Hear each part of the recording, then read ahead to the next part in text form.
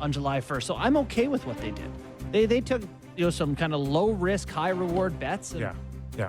now they're shopping for someone in a trade. I look at what the Kings did. Which deal do you wish the Leafs did that happened yesterday? Name one. I guess Tanev, Yeah, kinda. Like 2.5 for 4? I would Or have taken Brock Besser. For depth guy. yeah, I'd take Brock Besser too. I'd take Brock Besser. At that number? Yeah, like, Yeah. I don't know. He's another shoot first, slow-footed. Yeah. Not to completely get off topic here, but like, how does the Vancouver Canucks go from we don't want this guy on a long-term deal, we couldn't even get a first rounder for him, to giving him 7 years And even Besser- $50 million? Besser said, like, How? day of, he had full plans to not return, and then they called him and surprised him with an offer, and he was like, okay. Like, they both kind of just went, all right. Because they're like, what else? Yeah. Good question for our Dan Murphy, who And- joined us at the top of the hour. What's the relationship with Brock Besser and Quinn Hughes? I'm assuming very tight. I don't know. I mean, two American Couple guys. American plays like boys. yeah, I don't think it can hurt, can't hurt. right? Can't hurt. But even with Mitch Marner in the lineup, there were scoring issues here. Well, in so- the playoffs. So, where's the scoring coming from?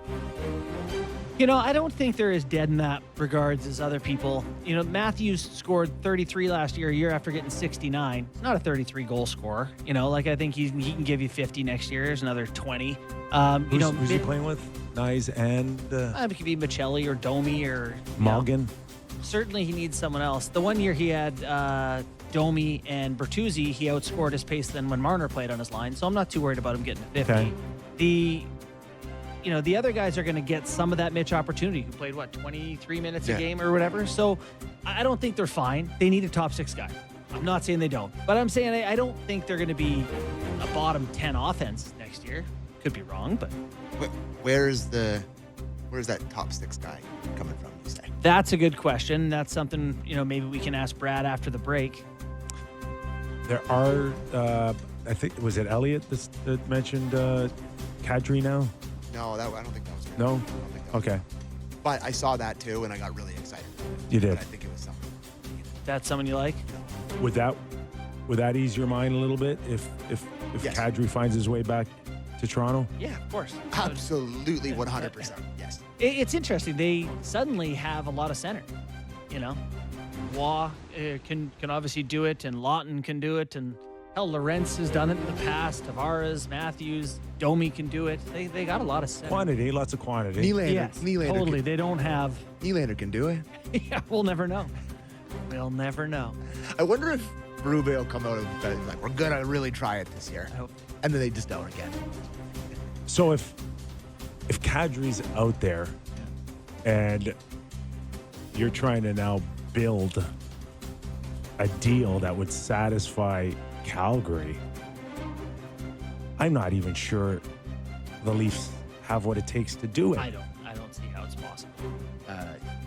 How about Callie Yarncroc, David Kampf, Yeah, Nick yeah. Robertson in What was the running 2029 joke for years? second Connor rounder. Brown, Bracco in a second? Was that?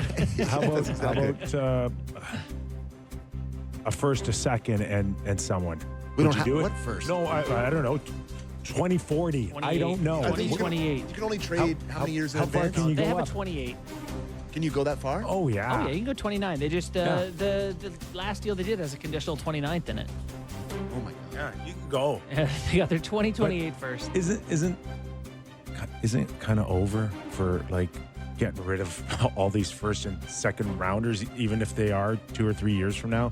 Isn't it time to stop that? Well, it's two different conversations. You could say Stop it is getting time to into stop. debt's a good thing. You could say it's time to stop, or it's time to just get rid of them all.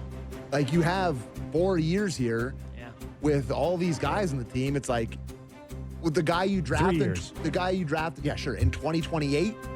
Like, boy, he's gonna be a great third line center when gotta tell you, everyone's gone. When you're talking about like asset management, like you look, Carolina took a licking for the Rantanen thing. They turned expiring Natchez and Jack Drury into Stankoven extended, Keandre Miller, and they have 4 first-round picks in the next 3 years.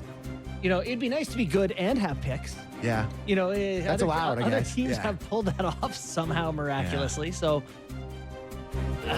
I don't know. I don't know if you spend them or stop spending them. I'm now at the point where, like, Maybe start. It's too deep. What do you call it? Billy ball or Billy Bean ball? Yeah. Like Moneyball? Moneyball. Like we saw a little Moneyball yesterday out of Brad Tree Living. Yeah. Do you think?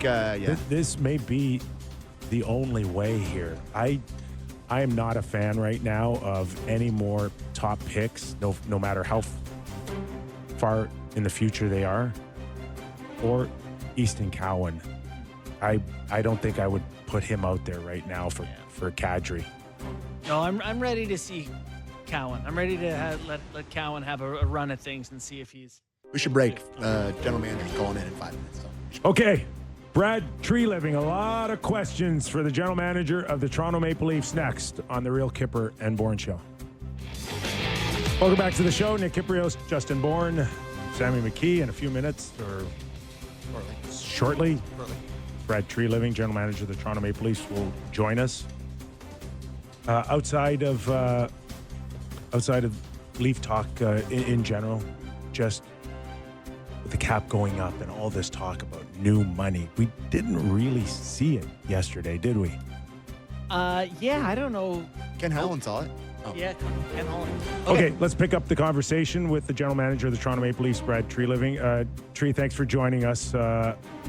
I know maybe some Leaf fans, I don't know if I want to use the word disappointed or not, but there wasn't a major signing with one of the top free agents available yesterday to fill in maybe for Mitch Marner. But how would you have described your last 24, 26 hours so far? Well, thanks for having me on, guys, first of all. Well, it's been busy as it is on July 1st.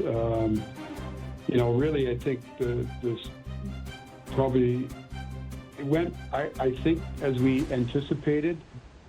And by that, I mean the majority of players that we looked at as potential fits for us were re-signed to their teams, right? So it's one thing to speculate about who's going to get signed and who would look good.